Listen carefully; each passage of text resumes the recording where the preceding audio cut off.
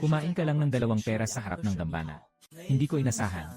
Sa susunod na segundo, nilunok siya ng isang malaking ahas. Nang magising muli, Ngunit natuklasan. naging kaluluwa siya sa katawan ng isang 15 taong gulang na binatilyo. Itinuro ng binatilyo na si Chuning ay isang ulila. Ang ama niya noong nabubuhay pa ay isang guro ng sining ng pakikipaglaban. Ay isang pinuno ng mga pulis sa daining. Sayang, hindi nagtagal ang ama ng orihinal na may-ari bilang isang kapitan. Hindi pa siya nakakapag-ipon ng ilang taon. Isang beses, uminom ako ng sobra sa isang art studio. Hindi sinasadyang natapilok ang kaliwang paa sa kanang paa. Nahulog sa ilog at nalunod. Iniwan siya bilang nag-iisang anak kasama ang matandang ginang. Ang matandang ginang ay tiyahin ng ama ng orihinal na tauhan. Ang ama ng orihinal na may-ari ay isa ring ulila. Siya ang nag-alaga sa kanya. Naging mandirigma at naging leader ng mga manghuhula. Ngayon ay bumili ng bahay sa lungsod. Dinala ang tiyahin dito. Simula nang pumanaw ang ama ng orihinal na may-ari. Ang orihinal na may-ari ay mahina at madalas magkasakit. Kahit na mayroong matandang tiyahin na nag-aalaga. Ngunit ang matandang tiyahin ay tumanda na rin. Hindi makagawa ng anumang trabaho. Lalong lumalala ang sitwasyon sa bahay araw-araw. Kailangan na lang kumain ng ilang naiwang yaman ng ama. Matapos ang 5 taon, halos ubos na ang mga naipon. Nagsimula nang maging mahirap ang buhay. Dagdag pa, nakatagpo pa ng tagtuyot. Maraming mga tao ang walang aning-ani mula sa kanilang mga bukirin. Tumaas ang presyo ng mga pagkain. Wala nang pera sa bahay para bumili ng pagkain. Kakagising lang ng may-ari ng lupa mula sa pagkahimatay dahil sa gutom. At pagkatapos ay naposes ka ng kaluluwa mo. Tumayo ka mula sa kama at naglakad papunta sa pintuan. Makikita sa lupa ng bakuran na walang damo. Ang tanging lugar na may berdeng kulay. Isang mataas na gusali ang nakadukdok. Hinuhugot ang mga damo sa lupa. Marahil ay narinig ang ingay. Ang anino ng mataas na gusali ay lumingon.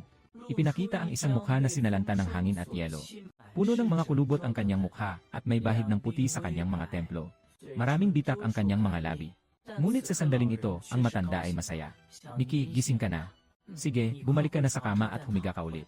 Hintayin mong matapos ng matandang tiyahin ang pag-aani ng damo at maluto ito bago kumain. Tita, ayaw kong kumain ng damo. Nagtaka ang matanda. Alam ng matandang tiyahin. Sa susunod, bigyan si Ning-er ng ibang bagay. Kumain ng isang mangkok ng damo. Hindi ka na bumalik sa kama para humiga. Ngunit umupo siya sa tabi ng pinto at nagsimulang mag-isip. Nalaman mula sa alaala ng orihinal na may-ari. Ang dinastyang kinabibilangan ng orihinal na may-ari ay tinatawag na Liang. Ang Liang dynasty ay hindi isang lugar kung saan lahat ay mababa maliban sa mga nag-aaral. Kundi isang dinastyang pinapahalagahan ang mga mananayaw. Maaaring magtrabaho ang mga mananayaw sa gobyerno. Mas mataas ang lakas, mas mataas ang posisyon. Mundo ng lakas ng armas. Hindi na masyadong mahalaga ang pag-aaral at pag-unawa. Kung hindi maipaliwanag ang katwiran, gamitin na lang ang pisika. Ayon sa mga sabi-sabi, ang unang emperador ng dinastyang Liang. Isang kamay lang ang kayang magbaligtad ng mga ilog. Maihahambing sa isang Diyos. Sa alaala ng orihinal na may-ari. Alam lamang na ang antas ng mananayaw ay mandirigma ng martial arts. Sa online, hindi alam ng orihinal na may-ari. Mukhang tanging sa pagsasanay ng martial arts lamang makakamit ang tagumpay. At para makapag-ehersisyo, kailangan ang mga lihim ng sining ng pakikipaglaban. Ngunit ang mga martial arts na lihim ng dinastyang Daliang, nasa kamay ng korte at ilang mga mananayaw at sekta. Kailangan ng mga karaniwang tao na mag-aral ng martial arts mula sa mga mandirigma. Ang bayad sa pag-aaral sa guro ay umaabot ng ilang dekadang pilak. Kailangan mo pang magtrabaho sa bahay ng guro mo na parang isang aliping tapat. Maglingkod ng ilang taon para makapagsimula ng pag-aaral ng martial arts. Masyadong malayo ang sekta mula sa Daining County. Ayon sa sabi-sabi, ang pinakamalapit na paaralan ng martial arts. Nasa daan-daang milya ang layo mula sa kabisera. Ang tanging daan ng mga mahihirap ay ang pumasok sa paaralan ng gobyerno. Ang pag-aaral ng martial arts sa paaralan ng gobyerno ay libre.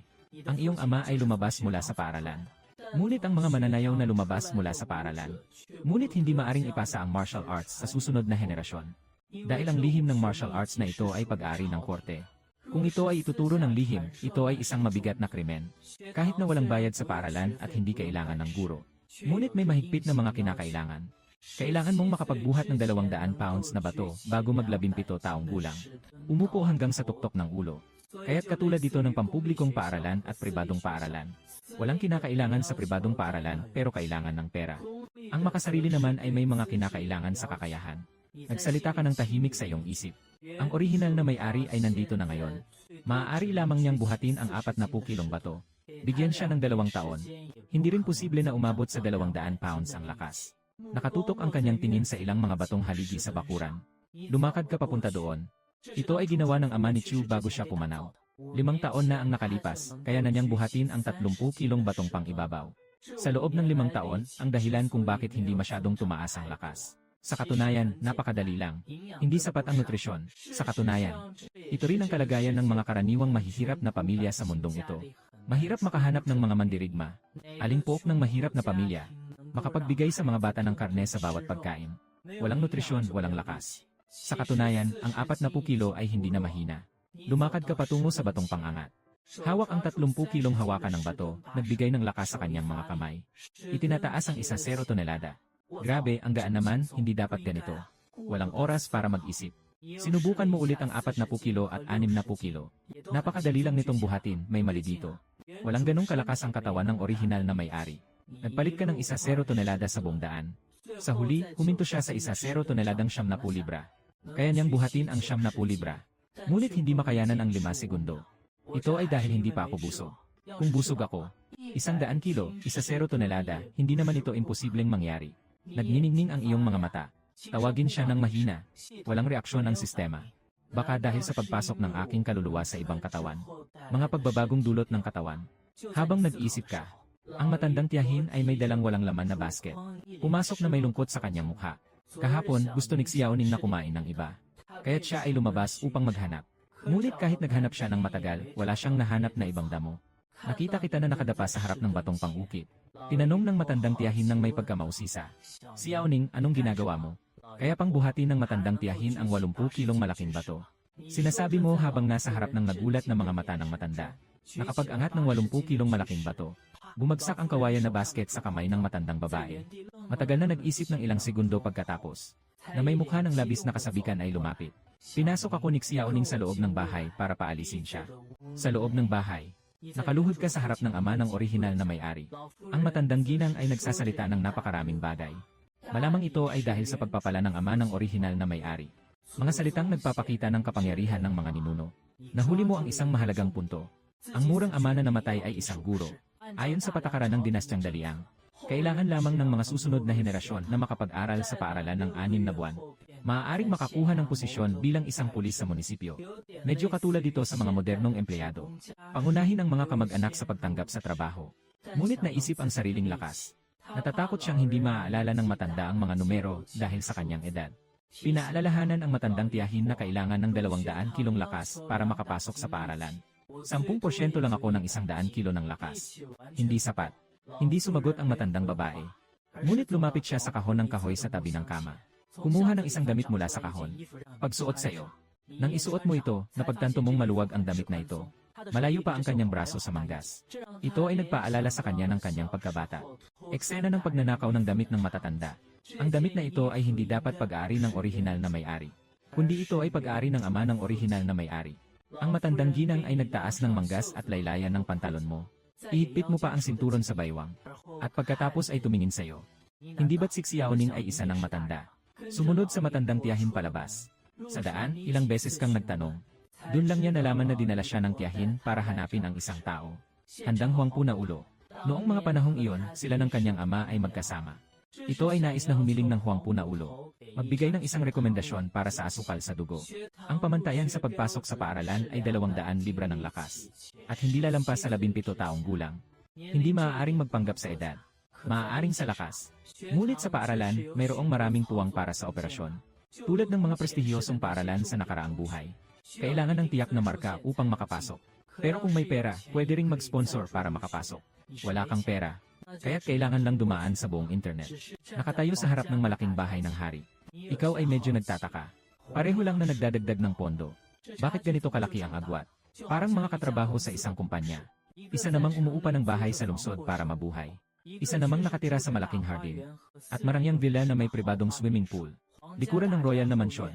Si Huang Zongtai ay nangingisda sa lawas sa likod bahay. Nakikinig sa ulat ng tagapangalaga habang nalulumbay sa pag-isip.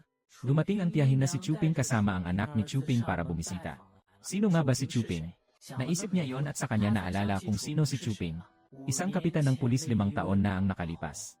Ngunit hindi nagtagal matapos maging kapitan ay nalunod siya at namatay. Wala siyang personal na ugnayan kay Chuping. Dumating na ang oras na ito. Kasama pa rin ang anak ni Chuping. Hinawakan ni Huang Zongtai ang sandalan ng upuan gamit ang kanyang daliri. Mabilis niyang nahulaan ang layunin ng matanda at ng bata. Malapit na ang araw ng pagpasok sa paaralan. Ito ay nais na magkaroon ng sariling rekomendasyon. Bagong pasok sa paaralan ng martial arts. Basta't makapagtagal sa paaralan ng 6 na buwan, maaari na siyang makakuha ng isang posisyon sa opisina. Maliwanag na hindi sapat ang lakas ng anak ni Chu Ping. Kung hindi siya hihingi na dumating dito. Para lang sa walang ugnayang pamilya ng Chu na gumamit ng koneksyon. May mga bagay na hindi karapat-dapat sagutin. Sinasabi nila na hindi maganda ang pakiramdam ko ngayon. Hayaan na nilang umalis ang hindi nagbabagong mandirigma. Nakapagpasya si Huang Zongtai. Ang tagapangalaga ay lumingon at handang umalis. Sa pagkakataong ito, ang mga palutang sa ibabaw ng lawa ay lumubog. Nagliliwanag ang mga mata ni Huang Zongtai. Itinaas ang kanang kamay. Isang pulang karpa ang nahugot mula sa tubig. Ito ay isang carp. May kakaibang kulay sa mga mata ni Huang Zongtai. Sumigaw sa butler na lumabas na sa likod bahay. Pumunta ka sa pintuan at tingnan kung ano ang ginagawa ng batang Chow ngayon. Tandaan ang kanyang mga galaw at kilos. Si Sulan ay nagulat sa akin. Nagmamadaling umalis ang tagapangalaga.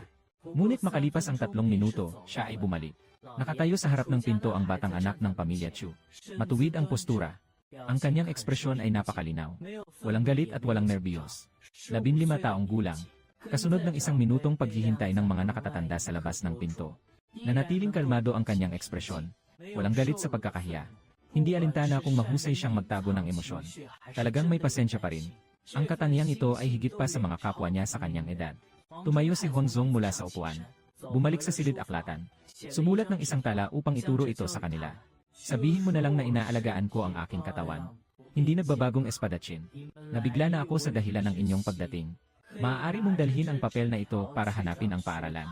Siguro Liu ay lolo. Kinuha ng tagapangalaga ang papel. Ngunit nang makita ang mga salita sa papel. Ngunit ang kanyang mga mata ay bahagyang kumurap. Tumingin si Huang Zongtai sa nagulat na mga mata ng kanyang tagapangalaga. Magsabi na lang na huwag tumulong. Kung tutulong ka, dapat mong tapusin ang utang na loob na ito. Huwag mag-alala, lolo. Alam ko kung ano ang dapat kong sabihin. Naiintindihan na ng butler ang ibig sabihin ng kanyang lolo. Ang matandang babae sa harap ng palasyo ay humahawak sa iyong kamay. Maaari mong maramdaman ang pag-aalala ng matandang tiyahin. Sa loob, hindi siya kasing kalmado ng kanyang panlabas na anyo. Alam niya sa kanyang puso. Ang ugnayan ng Ginoong Huang at ng mga kasamahan ng kanyang ama. Baka hindi ito malalim. Kung hindi naman hihingi ng tulong ang tiyahin sa oras na ito. Habang iniisip mo ang kabilang panig, maaaring hindi siya tutulong sa oras na ito. Dahan-dahang bumukas ang pintuan ng kaharian. Isang kalalakihang nasa gitnang edad na nakabihis bilang isang tagapangalaga ang mabilis na lumabas. Pasensya na po, Ginang. Nabalitaan na ang Ginang at si Ginoong Chu ay dumating. Labis ang saya. Dapat sana ay personal kong salubungin sila. Ngunit ang Panginoon ay kamakailan lamang nag-aalaga ng kanyang kalusugan. Pinagbawalan ng doktor ang matanda na bumangon mula sa kama. Nang buksan ang pinto, tapat na nagpahayag ng paghingi ng tawad ang tagapangalaga. Pagkatapos ay dumating na ang matandang Ginang. Alam na ng matandang Ginoo. Alam na rin na ang kanyang anak ay may kakayahan sa martial arts. Ang matanda ay labis na nasasabi. Palaging sinasabi na ang tigre ay may mga anak na hindi mahihina. Dapat ay natutuwa rin ang espiritu ni kapatid Chu. At sinadya pang ipasa ito sa Ginang Chu. Nakikinig sa sinabi ng tagapangalaga. Kinuha ng tiyahin ang papel.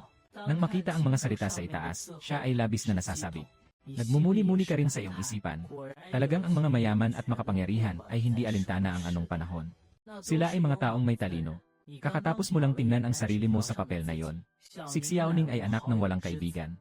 Ngayon ay may kakayahan sa pagsasanay sa martial arts. Umaasa ako na higit pang alagaan ni Liu ang nakababatang kapatid, labis akong nagpapahalaga. Ang tiyahin mo ay patuloy na yumuyuko sa iyo. Umalis lamang matapos magpasalamat.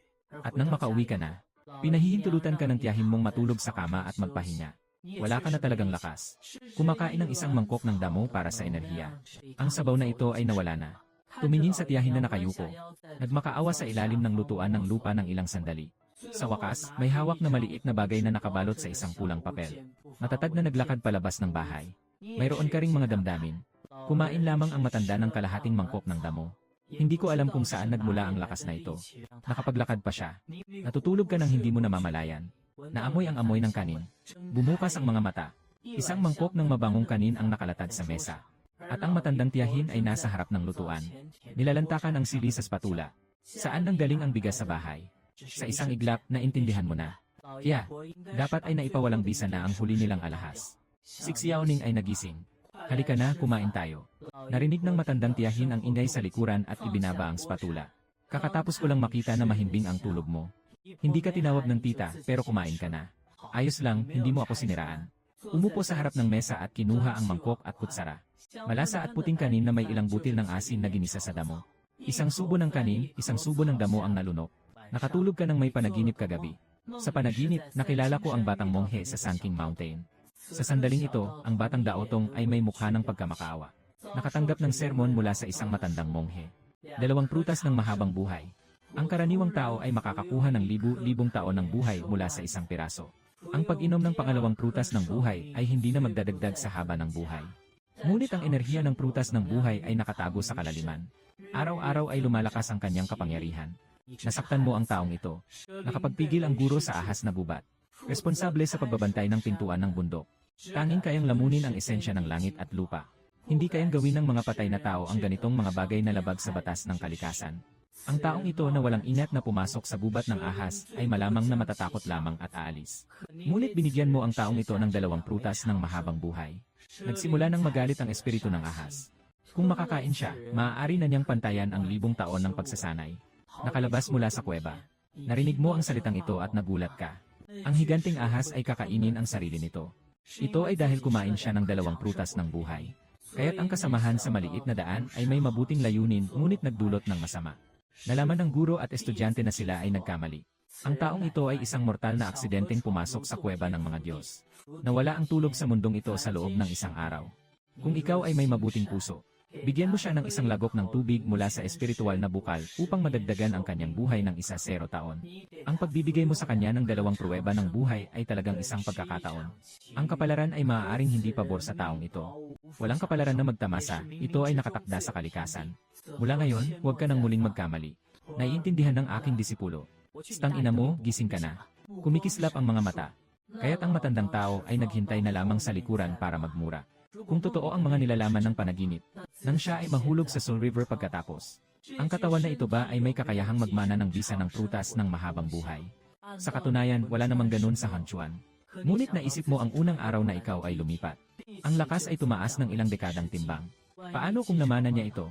Araw-araw ay lumalakas. Hindi mahirap patunayan. Sa labas, ang ulan ay patak-patak. Umupo ka lang sa threshold ng pinto. Nasa bahay lang siya mag-isa. Ang matandang tiyahin ay umalis na may dalang basket para mangolekta ng mga ligaw na gulay. Sumama siya sa matandang tiyahin sa pag-aani ng ilang beses. Ngunit sa bawat pagkakataon, hindi nagtagal ay pinabalik siya ng matandang tiyahin. Pagkatapos ng bagyo, sa ibabaw ng damo at bato ay tutubo ang bato ng tag-ulan. Isang uri ng alga na halaman. At katulad ng itim na kabute, ginagamit para sa sabaw. Napakamasarap ng lasa. 4 na araw na ang nakalipas, sa dainin ay sa wakas ay dumating ang isang pag-ulan. Nagtapos na ang tagtuyot na ito. At pagkatapos ay tila ang langit ay nagbigay ng kabayaran sa mga tao. Umulan ng tuloy-tuloy sa loob ng 3 araw. Bagaman hindi pa masyadong bumababa ang presyo ng pagkain. Ngunit kahit papaano, ang ilang mga ligaw na gulay ay unti-unting tumutubo. Ang pulang papel na kinuha ng tiyahin mula sa lutuan ng lupa noong araw. Nakaimpake na bagay. Ngayon alam na rin niya kung ano yon. Isang peres ng pulseras. Noong taon na naging kapitan ng ama, bumili para sa matandang tiyahin. Noong nakaraan, may 5 metrong lutuan sa bahay. Hindi dinala ng tita ang brilyante sa pawn shop. Hindi lamang para magkaroon ng alaala. Lalo na't ginamit niya ang brilyante bilang pera para sa kanyang kaligtasan. Mula pagkabata, mahina ang katawan ko. Madalas magkasakit. Itago ang ganitong jade bracelet. Kung sakaling magkasakit muli isang araw, maaari rin itong magbigay ng pera para makabili ng gamot at makaligtas. Ngunit sa huli, kinuha ito ng matandang tiyahin para ipawalang bisa. Nakatanggap ng isang sako ng magaspang na bigas at 2 kilong karne. Isang jade bracelet na nagkakahalaga ng 20 tael ng pilak. Nagpalit lang ng isang sako ng brown rice at 2 kilong karne. Sinasabi ko, medyo naawa ka na. Si Lola ay ganito pa rin. Ginawa ito dahil malapit na ang panahon ng pagpaparehistro sa paaralan. Para makakain ka ng sapat araw-araw. Sa ganitong paraan, magkakaroon ka ng lakas upang makapasa sa pagsusulit ng paaralan. 7 araw na panahon. Napatunayan mo ang hinala. Ang epekto ng prutas ng buhay. Nakuha ng katawan na ito. Ang kanyang lakas ay talagang lumalaki araw-araw. Dahil ang lakas ay naipasa na. Ang haba ng buhay ay malamang na naipasa rin. Ang pagpapatunay na ito ay nagbigay sa kanya ng kaunting pag-asa. Bagamat hindi gaanong lumalaki ang lakas araw-araw. Kapag ito ay umikot pataas, pababa, kaliwa, at kanan. Minsan umaabot ng higit 1 libra. Minsan hindi umabot ng 1 libra. Nalaman din niya ang dahilan kung bakit hindi ito tiyak. Kung mas mabusog ang kinakain. Dumarami ang pagtaas kung mas mabuti ang kinakain. Mas marami ang lalago. Hinuhusgahan mo ang enerhiyang taglay ng prutas ng buhay. Tulad ng tubig sa dam, Nakatago sa loob ng kanyang katawan. mayroong dam na humaharang dito. Tuwing gaano karaming tubig ang maipapalabas. Nakasalalay ito sa kung gaano kalaki ang kaya mong buksan ang pintuan. Matapos ang ulan, sumikat ang araw. Sumisikat ang araw sa silangan. Ngayon, maaga kang bumangon. Nagsuot ng bagong labang malinis na damit. Uminom ng 2 mangkok ng lugaw. Kumain ng 3 itlog. Sa pag-alis ng matandang tiyahin na may pag-asa sa kanyang mga mata. Ngayon ang araw ng pagkuha ng mga estudyante sa paaralan ng Dainin. Ang paaralan ay nasa silangan ng lungsod. Doon din nakatira ang mga mayayamang pamilya sa lungsod. Kumpara sa mga mababang bahay sa ibang lugar. Ang silangan ng lungsod ay puno ng mga mataas na tahanan. Ang bahay sa Huangpu ay nasa silangan ng lungsod. Nakarating ka sa pintuan ng paaralan. Marami ng mga magulang na may kasamang mga bata ang dumating para magpatala. Ang buong pintuan ng paaralan ay puno ng kasiyahan. Dagdagan pa ng ilang mga nanonood ng palabas. Napapalibutan ang kalye sa harap ng paaralan. Siksikan na ang lahat. Sa wakas ay nakalusot ako sa pintuan ng paaralan. Nakatagpo ng 2 sundalo na nagbabantay sa pintuan. Hawak ang mahabang baril. Matalas ang tingin. Hindi makalapit ang mga tao sa paligid. Isang dangkal ng lupa maliban sa mga nagparehistro. Ipinagbabawal ang pagpasok ng iba. Nakatutok ang mga mata ng sundalo. Maraming mamamayan na naipit sa harapan ang pilit na umatras. Noong mga nakaraang taon, may mga hindi marunong tumingin. Masyadong malapit. Kaya't nakuha ng mahabang sibat ang kanyang tiyan. Nakita mo ito at naglakad ka patungo sa pintuan. Hindi pinigilan ng 2 sundalo pagkatapos nilang silipin. Nakikita ng kanilang mga mata na hindi ka pa umabot sa 17 taong gulang. Tungkol sa kung sapat ba ang lakas. Kailangan mong pumasok sa paaralan para sa pagsusuri upang malaman. Pumasok sa pintuan ng paaralan. Sa harap ay isang larangan ng sining ng pagsasalita at pakikipaglaban. Ang larangan ng sining ng pagsasalita at pakikidigma ay sumasakop sa kalahati ng harapang bakuran ng paaralan. Napakaluwang. Isang piraso ng kulay abong batong slate ang maayos na nakalatag sa lupa. Nasa magkabilang panig ang mga istante ng armas. Isang-isa, ang mga sandata ay kumikislap sa ilalim ng araw. May dalang liwanag ng pagpatay ngunit may dignidad. Sa puntong ito, mayroong ilang dosenang kabataan na sa entablado. Ngunit karamihan sa mga kabataan ay nagpapakita. Ang damdamin ay puno ng sabik at tensyon. Nakatayo silang lahat at bihirang nag-uusap. Sa harap ng mga bagay na maaaring magbago. Bago ang mahalagang pagsusulit sa kanilang buhay. Walang sinuman ang nakikipag-chat. Sa isang gilid ng pag-aantala. Nakatayo si Xiaonian sa harap ng isang mesa. May 2 lalaking nasa gitnang edad na nakaupo sa likod ng mesa. Isang lalaki ang namamahala sa pagtatanong. Ang isa pang lalaki ay responsable sa pagsusulat ng tala. Nagmamadali ka ring pumila sa likod para maghintay ng rehistro. Ngunit sa kanyang isipan, siya ay nag-isip. Saan ko hahanapin ang guro na si Liu? Maghanap ng tao sa paaralan para magtanong. Baka masyadong halata ito. Habang nag-isip ka, nakapagrehistro na ang mga estudyanteng nasa unahan niya. Ano ang apelyido at pangalan mo? Saan nakatira? Nasa alay ng Chengnan Temple ang bahay ni Chuning. Sagot mo agad. Tanong ng lalaki nang walang pakialam. Mayroon bang mga buhay na guro ng martial arts sa pamilya o mga nakatatanda? Ang ama kong si Chuping ay isang martial artist noong siya ay nabubuhay pa. Dati ay iba. Namatay lamang siya 5 taon na ang nakalipas. Hindi na nagtanong ang lalaki. At siya ang naging responsable sa pagsusulat ng mga tala. Kapag natapos mo na ang iyong pangalan, ilapag mo na ang ballpen. Tumingin ka sa isang hilera ng mga pangalan sa papel. Agad na nagdagdag siya ng ngunit. Ang aking ama ay kaibigan din ng Huang Puto noong siya ay nabubuhay pa. Nalaman ni Huang Puto na nais kong pumasok sa paaralan. Labis na natutuwa. Pinaalam pa sa akin na hanapin si Guro Liu pagkatapos kong makapasok sa paaralan. Sa puntong ito, ikaw ay. Hindi ko na kayang sabihin ito ng direkta. Baka magkaroon ng problema. Dahil nakita niyang may daya sa pagrehistro. Sa papel na yon, nasa papel ang mga pangalan ng mga estudyanteng sumali sa pagsusulit na ito. Ngunit napansin mo na ang mga pangalan ng mga taong ito ay may mga nakasulat sa likod. May ilan na may maliit na tuldok. May ilan na wala. Napakaliit ng bilog. Tulad ng tuldok. Kung ibang mga estudyante ang tatanungin, malamang hindi nila mapapansin ito. Ngunit tingnan mo ang rehistrong papel na ito sa harap mo.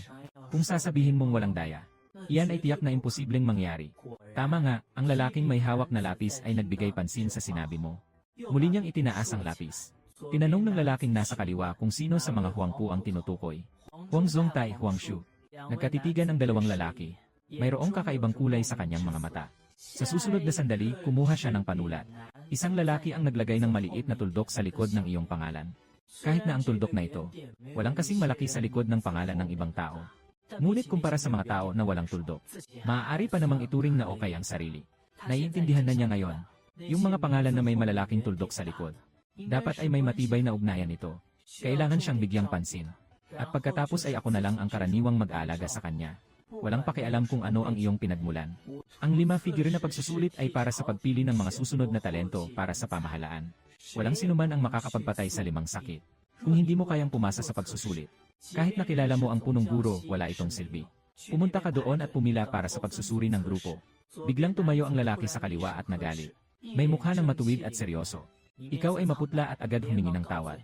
Ngunit sa loob, siya ay puno ng galit. Kung hindi ko nakita ang bilog sa likod ng pangalan, halos naniwala na ako. Ang dahilan kung bakit nagkaroon ng ganitong eksena ang guro ay, hindi naman ito iba kundi dahil may nakapila sa likod niya. Narinig din ng mga susunod na nag-aaral ang pag-uusap kanina. Upang ipakita ito, ang malamig at walang kinikilingan na eksena ng korte sa paaralan. Naglakad ka patungo sa Yan Wufield na may takot na ekspresyon sa iyong mukha. Ang mga estudyanteng nakapila para sa pagsusulit. Ipinadala nila sa kanya ang mga galit at paghamak na tingin. Narinig ng mga tao ang departamento na responsable sa pagrerehistro. Ang malalakas na sigaw kanina ay nasa isip nila. Itinuring ka na bilang ganitong uri. Nagnanais na makahanap ng madaling paraan. Mabuti na lang at ang guro ay napaka-makatarungan. Ito ay nagbigay sa kanila ng kaunting tiwala. Nakikita mo ang mga mata ng mga kabataang ito. Medyo walang magawa. Sila ay talagang isang grupo ng mga inosenteng bata. Pagkalipas ng kalahating oras, nagsara ang pintuan ng paaralan. Lahat ng mga kandidato ay nakapagrehistro na. Ang 2 guro ay nag-impake na ng kanilang mga listahan. Tinutungo nila ang akademya. Habang naglalakad ay nag-uusap sila ng mahina. Sa taong ito, may ilang mga estudyanteng may magandang pinagmulan. Sa usaping background, si Huang ang pinakamalaki. Pero ang tawag doon ay Chuming. Baka hindi siya masyadong close kay Huang Zongchang. Si Huang ay naitalaga bilang ministro ng paghahanap noong nakaraang taon. Tinawag mo pa rin siyang Huang Putu. Ipinapakita nito na hindi malalim ang kanilang ugnayan. Dahil ang kanyang ama ay isang hepe ng pulisya noong siya ay nabubuhay pa. Sa palagay ko, humingi tayo ng tulong sa tahanan ni Ginoong Huang. Maaaring nagpa siya si General Huang na tumulong dahil sa isang sandali ng kabaitan. Ganoon din ang hinala ko. Ngunit kahit na hindi kayo masyadong magkaibigan ni Ginoong Huang, ngunit ibinenta ni Ginoong Huang ang utang na loob na ito. Sige, hayaan siyang makapasa sa pagsusuri. Kung walang susunod na lakas, 3 buwan mula ngayon, sila rin ay matatanggal. May mga 1 toneladang sining na inilipat sa lugar ng pagkaantala. At nakakuha na rin ang mga kalahok ng kani-kanilang mga numero.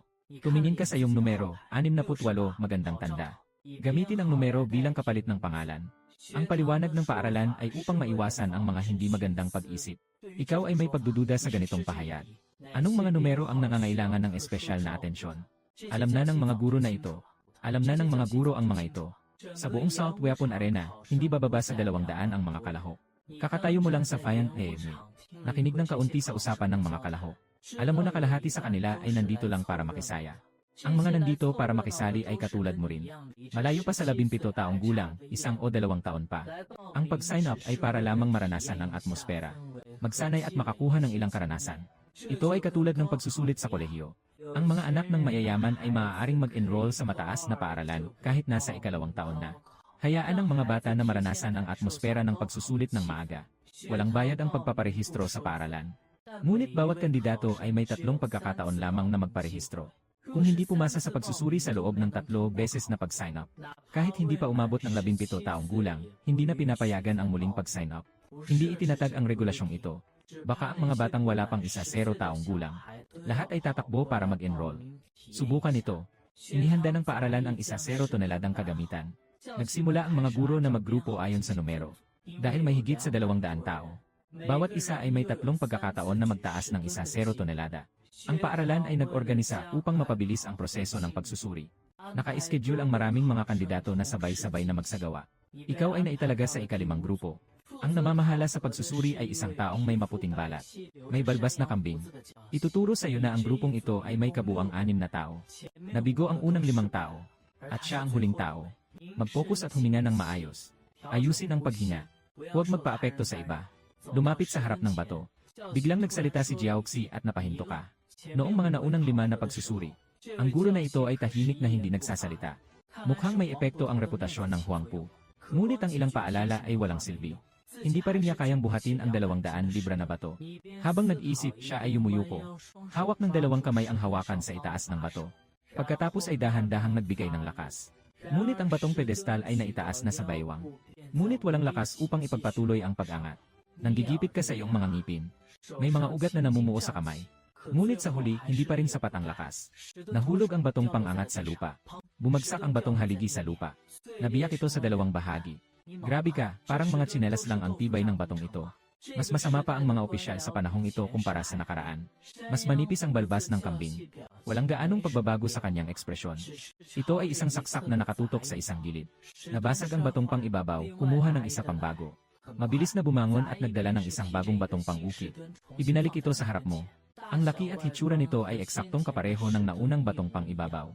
Nagpatuloy ang balbas ng kambing na tinawag na Xiling Shengdao. Pinisil mo ang iyong braso.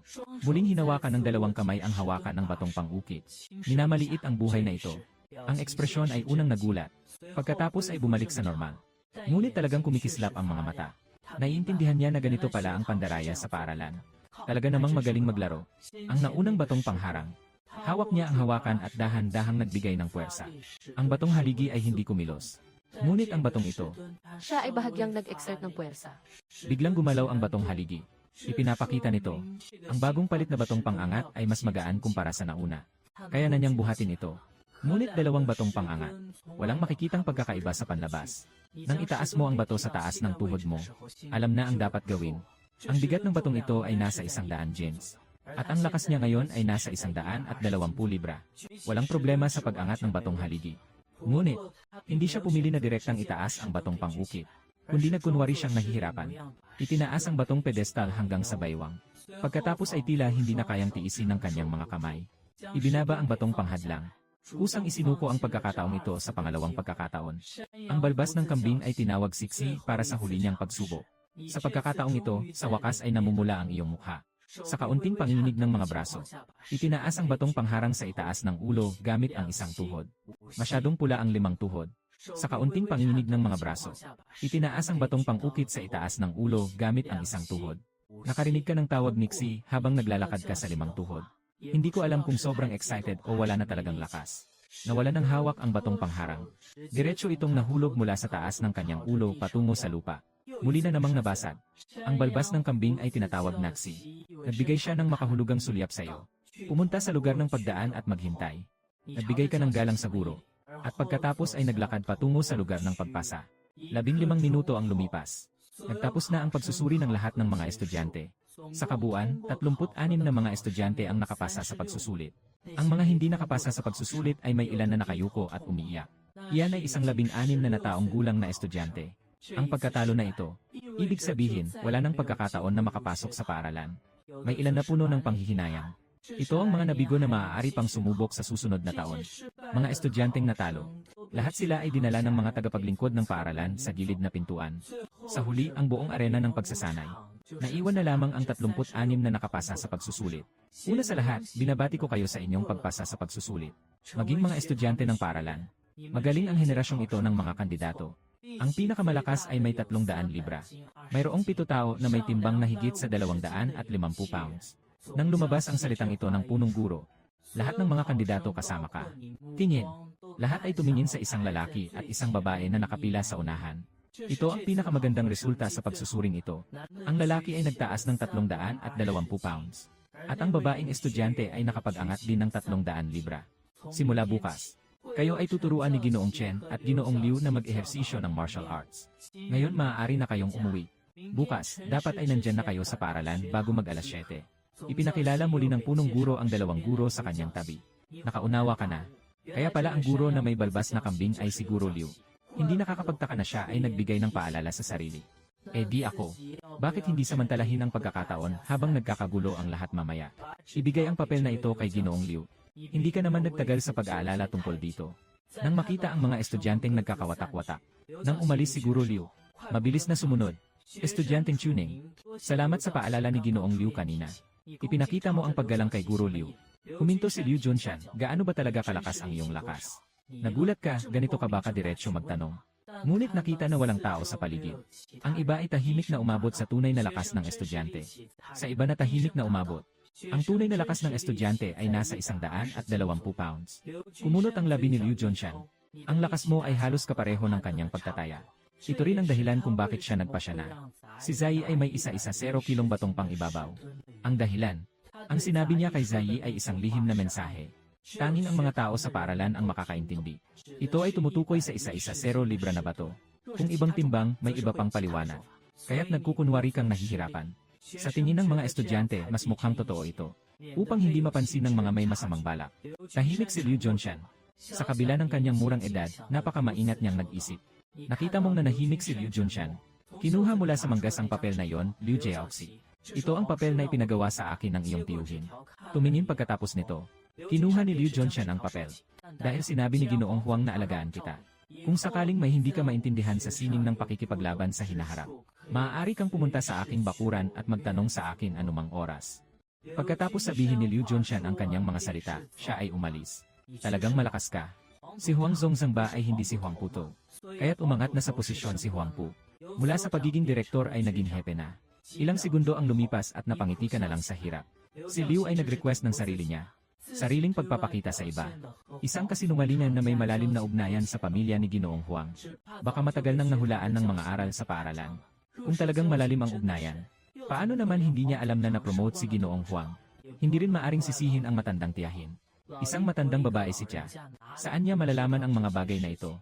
Maaari pang maalala si Ginoong Huang. Dati silang magkasama ng kanyang murang ama.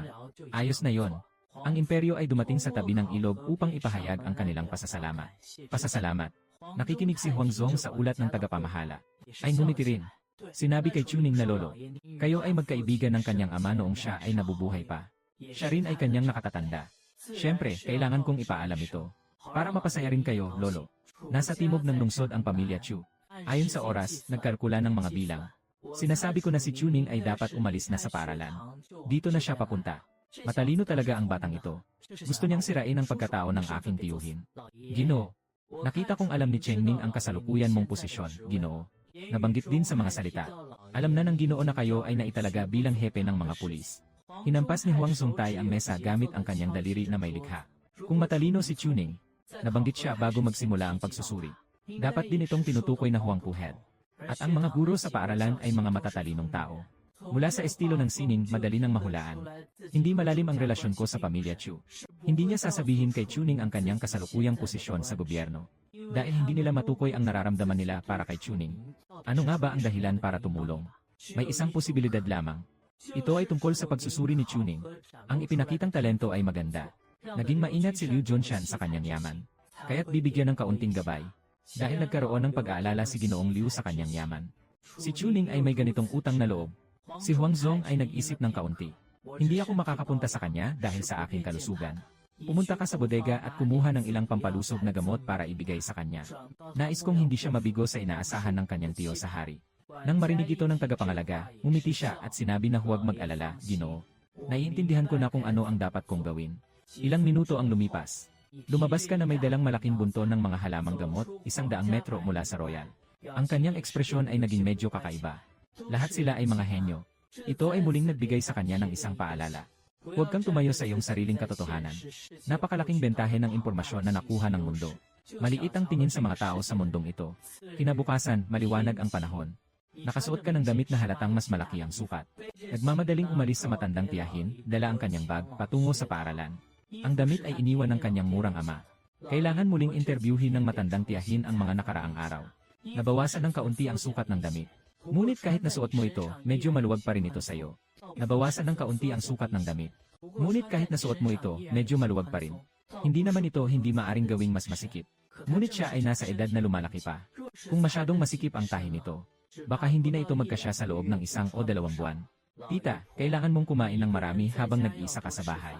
Kapag natapos ni Xiaoning ang 6 na buwan sa paaralan, maaari na siyang magtrabaho. May mga swerte akong pinapahalagahan. Kailangan mong mag-aral ng mabuti sa paaralan at mag-practice ng martial arts. Magpakatatag at matutong magpatawad sa mga sitwasyon. Huwag magpakamasungit sa isang iglap. Tahimik kang nakikinig sa mga paalala ng iyong matandang tiyahin. Kahit na ang mga salitang ito. Sinabi na ng matanda ito ng ilang beses kagabi. Nako, tita, aalis na ako, huwag mo nang kainin ang mga damo. Ikaw, maliit na bata. Kahapon, tinanggal ko ang lahat ng damo sa bakuran. Kahit gusto kong kumain, wala akong makain. Umiti ka ng nakakaloko. Ang buhay ng mga damo ay talagang masigla pa rin. Sa mga nakaraang araw, umulan. May mga luntiang tanim na muli sa bakuran. Natatakot siya na wala siya sa bahay. Ang tiyahin ay nagtipid at kumain ng damo. Kahapon, hindi lang niya inalis ang mga damo. Humingi rin siya sa mga kapitbahay ng kabuang 1-0 tile ng pila. Pumunta upang bumili ng bigas at pinuno ang banga ng bigas. Kung hindi siya pumasok sa paaralan bago iyon, hindi tiyak na makangalap ang mga kapitbahay. Ngunit siya ay pumasok sa paaralan. Ngayon, mas madali nang makipag-usap ang mga kapitbahay na ito. Alam ng mga kapitbahay na ito, basta't siya ay manatili sa paaralan ng 6 na buwan, maging manggagawa sa opisina ng gobyerno. Kahit na hindi siya nakapagtagal ng 6 na buwan, natutunan din niya ang mga lihim ng sining ng pakikipaglaban. Paglabas, umaasa na maging tagapagtanggol ng mayayamang pamilya. O kaya'y sumali sa gambilang isang malaking tao. Maaari mo ring bayaran ang perang ito. Nasa kalahating oras pa ang layo mula sa lungsod. Nakarating ka na sa paaralan. Ayon sa listahan ng mga dormitoryo na nakadikit sa pader, nahanap na ang kanyang numero ng kwarto sa silid 3. Ito ay isang kwarto para sa 2.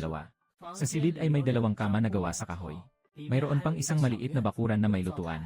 May mga batong pang-upo pa sa paliguan. Hindi pa dumating ang kasama sa kwarto. Inilatag mo na ang mga kumot. Ilagay ang mga damit sa kahon na ibinigay ng dormitoryo. Ang mga gamot na madalas ipadala ni Huang ay nakalagay sa ibabaw ng mga damit. Matapos gawin ang mga ito, Kinuha ang walis sa likod bahay at nagsimulang maglinis. Ilagay sa ibabaw ng damit. matapos gawin ang mga ito, Kumuha ng walis sa likod bahay. Nagsimula ng maglinis ng sahig at mga damo. Nasa kalagitnaan ng pagwawalis, may narinig na ingay sa harap ng dormitoryo. Isang binatilyo na may dalang malaking kahon ang pumasok. Nakita rin ng binatilyo ang naglilinis sa bakuran. Malinis na ikaw. Agad niyang ibinaba ang kahon ng kahoy. Mabilis na lumapit. Hindi sinasadyang bumangga ang binatilyo dahil sa sobrang bilis ng kanyang paglakad. Hindi napansin ang lumot sa ilalim ng kanyang mga paa. Nadulas ang paa at tumilapon ang mga binti pasulong. Ang itaas na bahagi ng katawan ay bumagsak pabalik. Buti na lang mabilis ang reaksyon ng binatilyo. Biglang umigting ang kanyang baywang. Pinasok niya ang kanyang nakatungtong na katawan pabalik mula sa pagkakabagsak. Ngunit dito, hindi alam kung masyado bang ginamit ang lakas. Ang tao ay muling naging bata. Sa wakas ay matatag na nakaluhod sa iyong harapan. 15 minuto ang nakalipas. Nilinis ng 2 ang buong bakuran mula sa lumot at mga damo. Alam mo na rin ang pangalan ng binatilyo, si Jiang. Mula sa bayan ng Jijiang sa ilalim ng daining. Hindi katulad ng ikaw ay nagbubuhat ng 0 tonelada para lang sa lakas. Ayon sa sinabi ni Jiang, 2 taon at kalahati na siyang nag-ensayo ng martial arts. Siyempre hindi ito tungkol sa pagsasanay ng mga lihim ng martial arts, kundi sa bayan. Sumunod sa guro ng grupo para matuto. Sining ng pakikipaglaban upang hubugin ang katawan. Ang galing mo, kuya.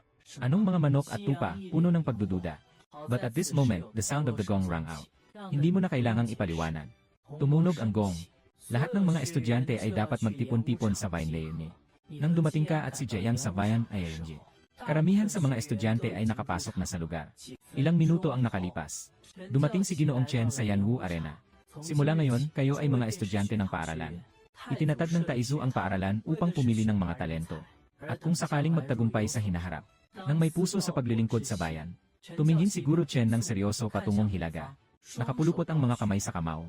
Ang mga tao sa mataas na antas ay may mga katulad na asal. Matapos ang 15 eksena na ito, nakita ang Guro Chen na ibinaba ang kamay. Saka lang sila nagbitiw. Susunod, ipapasa ko ang ganitong 15 na eksena. Nakita ng lahat na ibinaba ni Guro Chen ang kanyang kamay. Lahat ay naglagay na rin ng kanilang mga kamay. Susunod, ipapasa ko sa inyo. Sikreto ng sining ng martial arts ng Bull Demon Mirror. Noong mga panahong iyon, ito ang set ng martial arts na pinag-aralan ng ating unang emperador. Daan patungo sa landas ng martial arts. Ang Bull Demon Mirror ay may kabuang 6 na antas ng musika. Ispromote ang inyong mga mantra at prinsipyo sa unang 3 antas. Nakikinig sa mga salita ni Guro Chen. Naging sabik ang mga estudyante. Dumating sila sa paaralan para sa lihim ng sining ng pakikipaglaban na ito. susunod, Nagsimula ng ituro ni Guro Chen sa lahat ang Bovine Demon Mirror. Mga mantra ng isip. Humihinga sa tiyan, naglalabas ng ritmo at pulso. Distansya mula sa unang punto, baliktarin ang lakas ng pag-akyat. Sundin mo ang paraan ng paghinga at paglabas ng hangin na itinuro ng iyong guro. Nagsimula ng magtipon. mabilis niyang natuklasan. Sa loob ng katawan, biglang may isang puwersa na sumasalungat sa kanyang mga ugat. Ito ang tinatawag na tunay na aral, isang salita ngunit peke ang esensya. Hindi ba't parang may nararamdaman ka? Sa sandaling ito, lumakas ang kanyang lakas.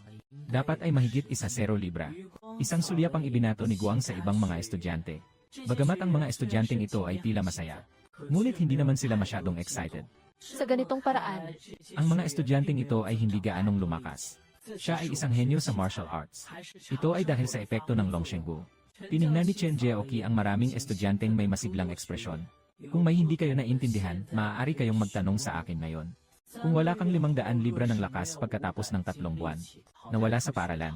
Ngunit ang mga salitang ito ni Ginoong Chen ay hindi nagdulot ng pag-aalala sa mga kabataan. Lahat sila ay nalulumbay. Nalulubog sa pagkakataong makuha ang mga prinsipyo ng martial arts. Tungkol sa pag-alis, ang mga kabataan ay palaging may tiwala. Sa tingin ko, sa loob ng 3 buwan, mawawalan ako ng 500 libra ng lakas. Walang nagtanong. Hindi rin alintana ni Ginoong Chen. Dumiretso nang umalis. Nang umalis si Guru Chen, nagsimula nang bumaba ang boses ng ibang mga estudyante. Nagsimula silang mag-usap-usap. Ngunit karamihan ay nag-uusap ng dalawahan. Maliwanag na ito ay batay sa mga kasama sa silid. Umalis ka na sa dormitoryo, Chuning. Binigyan ka ng isang sulyap ni Jiang.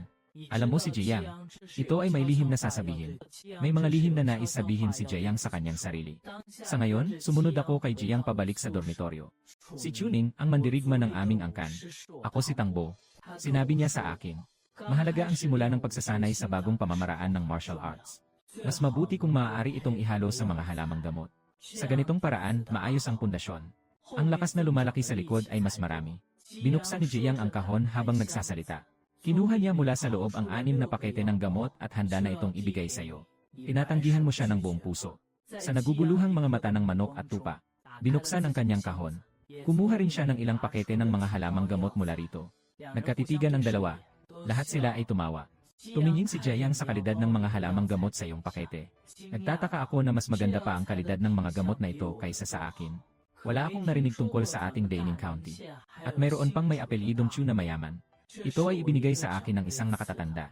Nagsalita ka ng isang simpleng paliwanag. Sabay na maliwanag din sa isip ko. Mas malaki ang utang na loob ni Bai kay General Huang. Ganun ba? Akala ko gusto ko sanang makipag-usap sa iyo. Ilang mga lihim ng paaralan. Ngayon ay mukhang hindi na ito kinakailangan. Dapat alam mo rin yon. Gusto niyang sabihin na hindi niya alam. Ngunit pagkatapos mag-isip, hindi pa rin niya ito nasabi. Matapos ang ilang simpleng pag-uusap ng dalawa, si Jiang ang namahala sa mga gawaing bahay. Ikaw naman ang kukuha ng tubig habang hinihintay mong mapuno ang timba. Inaalagaan din ni Jiang ang apoy ng lutuan. Ilagay ang mga gamot at tubig sa gitna ng kawali. Hindi naghintay ang 2 tao sa bakuran, kundi sa apoy ng silid-aralan. Nakahanda na ang pagkain sa kusina. Parang sa modernong kantina ng paaralan. Bawat isa ay may dalang plato para kumuha ng pagkain. Isang ulam, 2 gulay, at kanin na sapat na sapat. Isang upuan, naubos ang 6 na malaking mangkok ng kanin. Nakita ito ni Jiang na nagulat at hindi makapagsalita. Para kay Jiang. Kaya mong bilhin ang mga gamot na yon. Kaya tiyak na hindi mahirap ang kanilang kalagayan. At normal na mga tao sa kanilang edad. Isang pagkain ay 2 bowl lang. Sila ay nag-ensayo ng martial arts. Ang malaking pagkain ay kaya lang ng 2 bowl ng kanin. Sila ay nag-ehersisyo kaya kayang-kaya nilang kumain ng hanggang 3 mangkok. Ngunit ang 6 na bowl na ito ay medyo lampas sa kanyang inaasahan. Ang nararamdaman mo para sa kanya ay, iba pang mga estudyante ang dumating sa paaralan. Nandito siya para sa mga lihim ng martial arts. Pumunta siya dito para kumain at magpakasawa. Saan naman alam ng manok at tupa? Nasa bahay ka. Kahit 3 beses sa isang araw, 3 mangkok lang ng kanin ang kaya mong kainin. Isang pagkain, wala pang kalahating busog. Mas marami kang makakain. Mas mabilis ang pagtaas ng lakas. Sa wakas, may lugar na may libreng pagkain. Bakit hindi siya magpakasawa sa pagkain? Sa 6 na mangkok na ito, pakiramdam niya ay kalahating busog pa lang siya. Kung hindi lang siya natatakot na masyadong mabusog at mahirapang sumayaw. Kaya niyang ubusin ang 8 mangkok. Umalis ang 2 mula sa lutuan matapos kumain ng mabuti. Bumalik na siya sa kanyang silid. Sa oras na ito, tapos na rin ang paglikha ng gamot. Ilagay ang pinakuloang gamot sa kani-kanilang paliguan. Pagkatapos ay ibuhos ang malamig na tubig upang ayusin ang temperatura. Sabay na naghubad ng kanilang mga damit ang 2. Tumalon sa timba at nagsimula ng magbabad. Habang naliligo, pinipindot niya. Ayon sa itinuro ni Guru Chen sa paggamit ng bovine demon mirror na pamamaraan. Ngunit nakapagpatakbo lamang ng isang buong ikot. Ang iyong plano ay isang material lamang. Una siyang tumingin kay Jiang. Nakita niyang nakapikit pa rin si Jiang. Walang masyadong pagbabago sa kanyang ekspresyon. Alam niya, ang kasalukuyang nararamdaman ni Jiang ay iba sa kanya. Maliwanag niyang nararamdaman. Habang siya ay nag-umpisa ng kanyang sirkulasyon. Habang ang daloy ng enerhiya sa kanyang katawan ay umabot sa kanyang mga kamay at paa. Doon, ang balat ay magkakaroon ng kaunting pagpasok ng mainit na daloy. Nagtipon sa daloy na ito. Ang daloy na ito mula sa dantian ay nasa likod ng dumay. Umabot sa tuktok ng ulo. Mula doon, bumalik sa dantian sa pamamagitan ng meridian ng Ren. Bawat linggo ay bumaba. Ang iyong mata. Makikita ang kulay ng likido sa iyong paliguan. Ang lalim ay magiging mas mababaw. Pagkalipas ng 20 linggo, ang industriya ng gamot dito ay ganap na naging malinaw. Hindi na siya nagpatuloy sa pagligo. Ngunit lumabas siya mula sa paliguan. Tumingin siya sa masiglang tanawin. Gayon din, ang gamot ng kumpanya ay kulay kayumanggi. Walang piniling guluhin ang sigla. Sinulyap sa masiglang tanawin.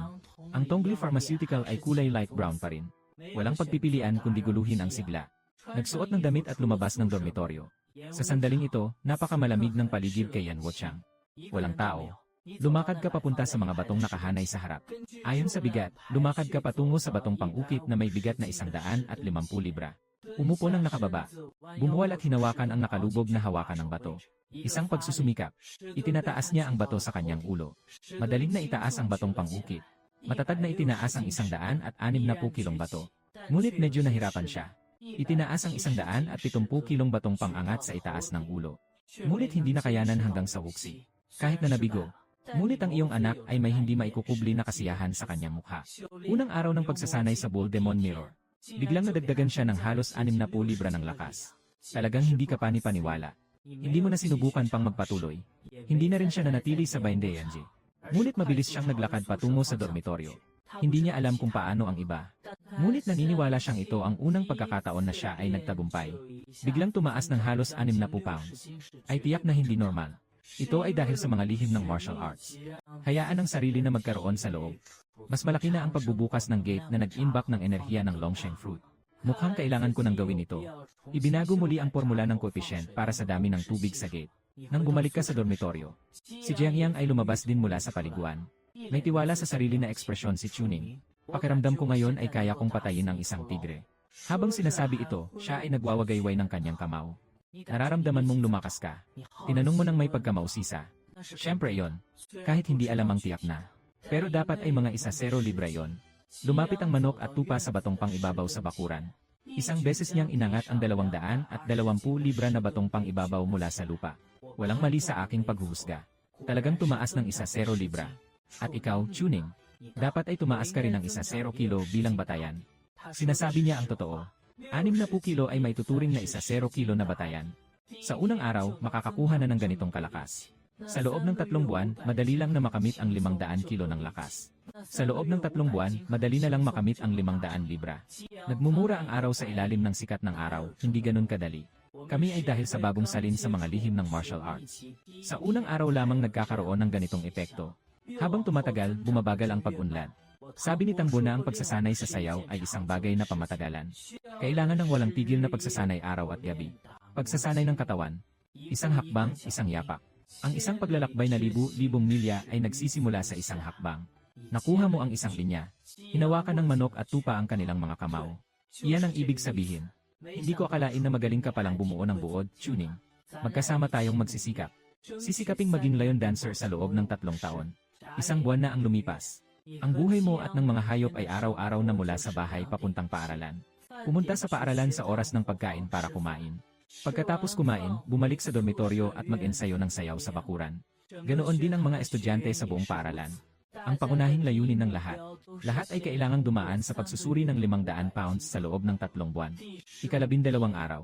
Ang masigasig na pagsasanay ng Bull Demon Mirror ay umabot na sa 2 antas. Ngunit nananatili ka pa rin nasa unang antas. Ito ay nagpapakita sa iyo ng katotohanan. Hindi masyadong mataas ang kanyang kakayahan sa sining ng pakikipaglaban. Ngunit hindi siya nawawalan ng pag-asa. Dahil mayroon siyang pandaraya. 10,000 taon ng buhay na sinamahan ng araw-araw na pagtaas ng lakas. Maaaring punan ang kakulangan sa kakayahan sa martial arts. Ang pagsabog ng lakas ng Bull Demon Mirror sa 2 antas. Ang lakas ay umabot na sa 320 pounds. Ngunit ang kanyang bovine magic mirror ay nasa unang antas pa rin. Ngunit ang lakas ay umabot na sa 280 libra. Dapat malaman mo, ang pagpasok sa paaralan ay hindi isang 200 kilong panimulang halaga. Kundi ito ay 100 libra na panimulang halaga. Mula sa lumalaking lakas upang ihambing. Siya ay higit pa sa masigla. Araw 35 ng iyong Bull Demon Mirror. Sa wakas ay nakalusot na sa pangalawang antas. Sa puntong ito, ang kanyang lakas ay umabot na sa 300 libra. Sa ika-63 araw, umabot na ang iyong lakas sa 370 pounds. Ngunit ang lakas ay 380 pounds lamang.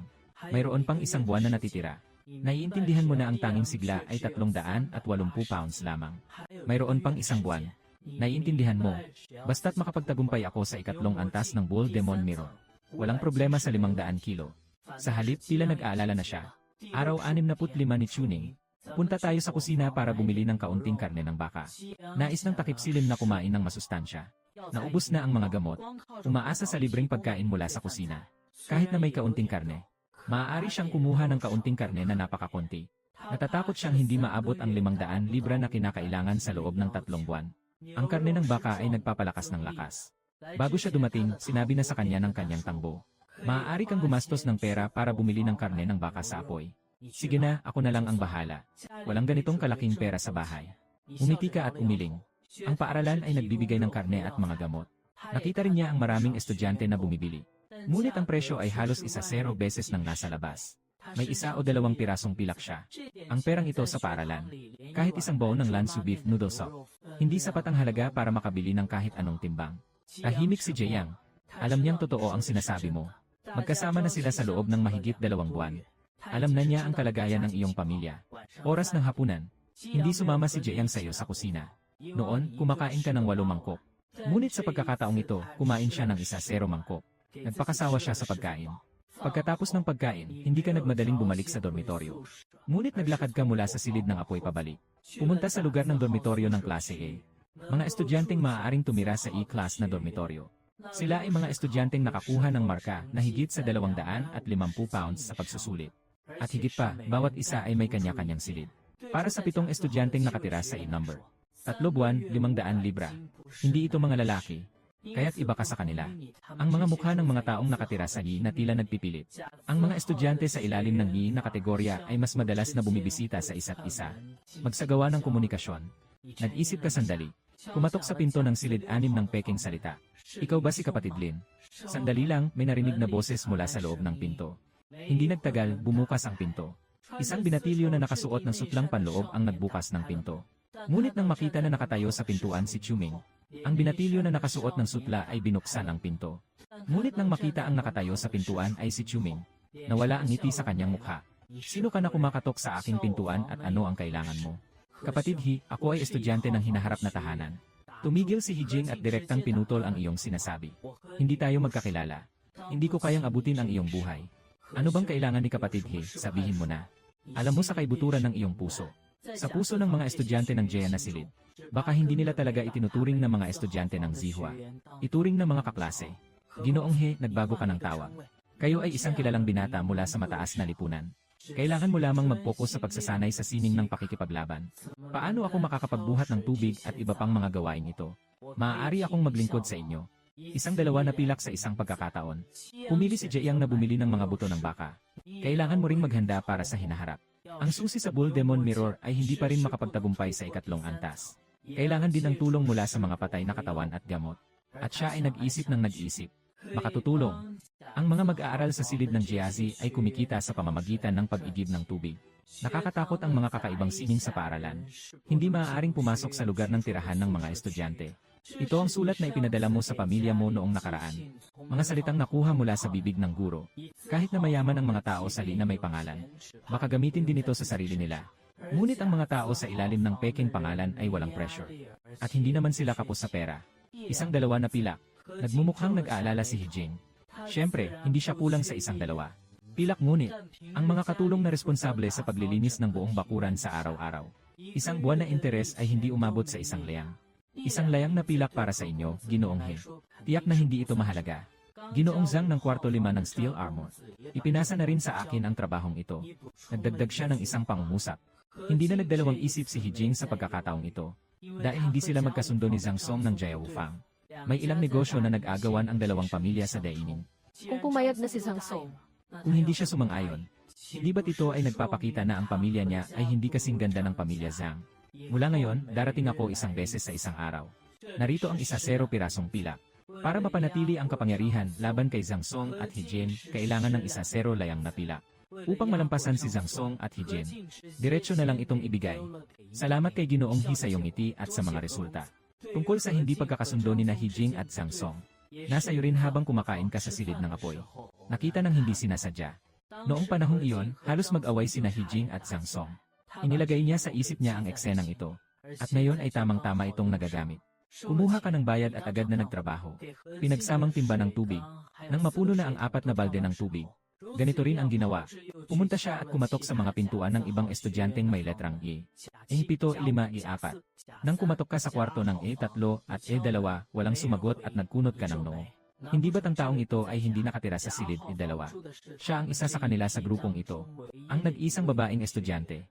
Si Tang Ruowei na pangalawa sa ranggo ng mga resulta ng pagsusuri. Huwag kang kumatok, may boses ng babae sa likuran. Lumingon siya na nakasuot ng purpurang damit. Tahimik na pinagmamasdan ni Jingyi si Tang Ruowei na may magandang katawan. Nakatayo siya 10 metro sa likod niya. Tinitignan siya ng may komplikadong ekspresyon. Tumingin sa iyo si Tang Ruowei.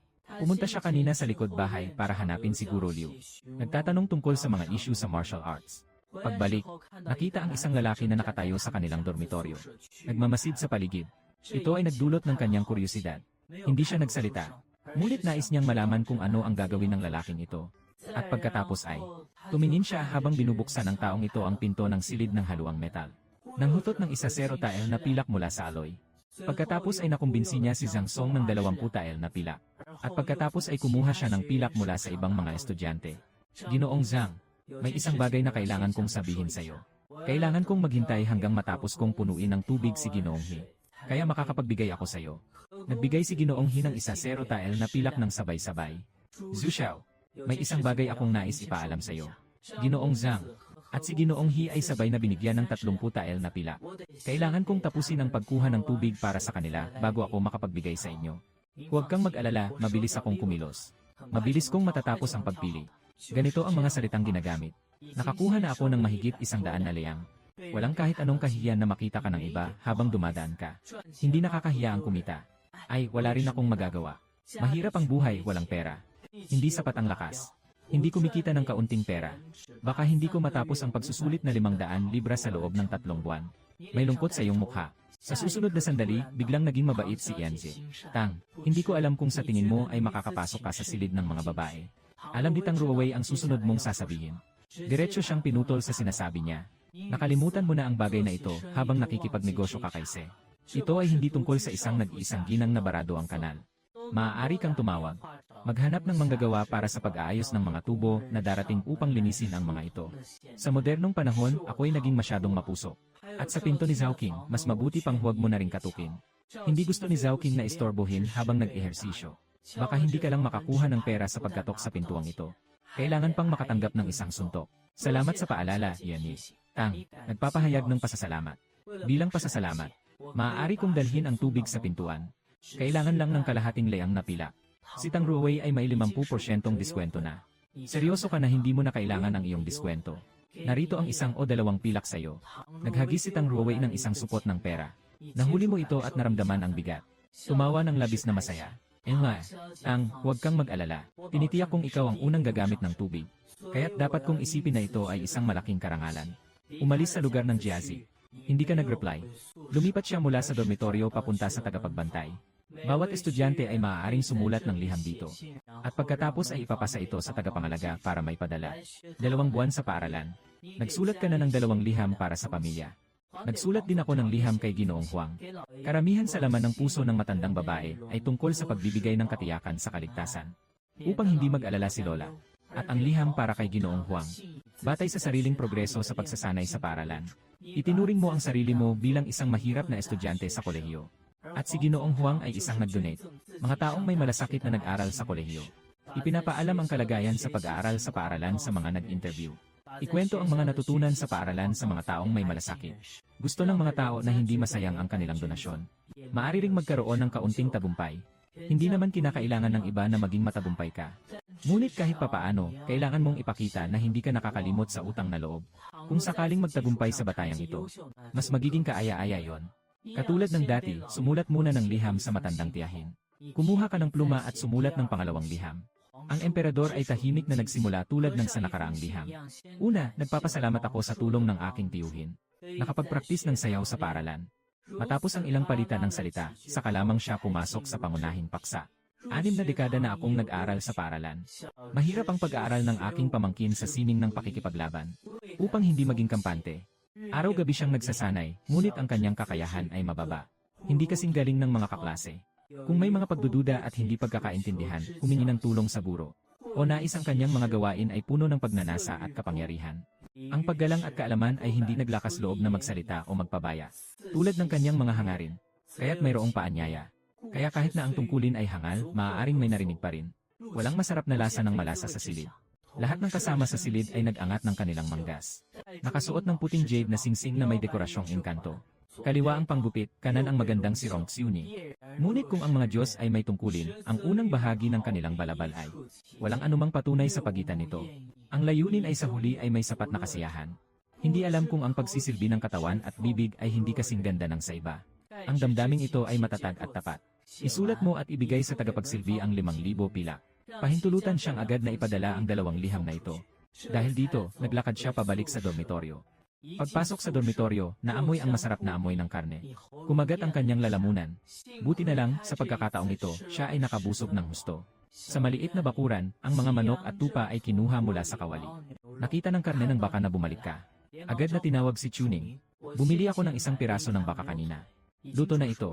Tara, kumain tayo ng sabay. Busog na busog ako sa kinakain ko sa kusina. Sana alam ko na bumili ka ng karne ng baka.